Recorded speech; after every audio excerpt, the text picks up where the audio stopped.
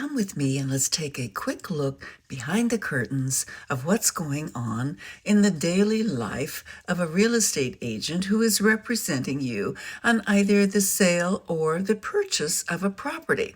One of the things that we do after the home inspections is that we often come back with a request for repairs. Now, I am of the opinion that it is better for the buyer to ask for a credit for such repairs that are called out in the home inspection report rather than ask the seller to repair those. The reason why is because I think it's important for the buyer to have the relationship with whoever makes those repairs, whether it's a roofer, a pool guy, or just a handyman. That relationship should be between the new buyer and the person who is making the repairs. And I think that's very easy to see why. The seller is leaving.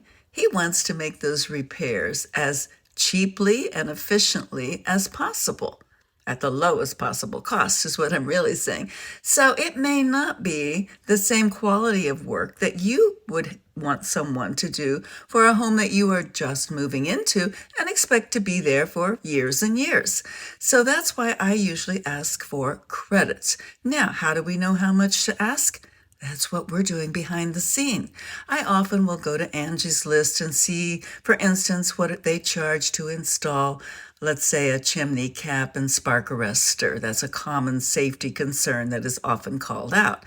And you don't want to forget to add in that installation cost because chances are the buyer's not going to be able to do all this work alone. So instead of asking for maybe $300, $400 just for the chimney cap replacement, you need to factor in an installation fee. And that's why I go to various handyman repair sites and see what they're charging. And then I just take an average of that and I factor that in. And then I do that with each and every repair that we're going to be asking for a credit.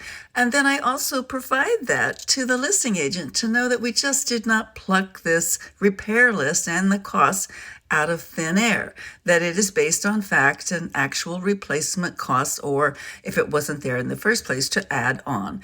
And I usually will just ask for safety concerns that are called out. We all know that appliances get old and water heaters go. I don't usually ask for those unless they are non-functioning at the time of the purchase. So that's a little behind the scene that's taking hours and hours of time.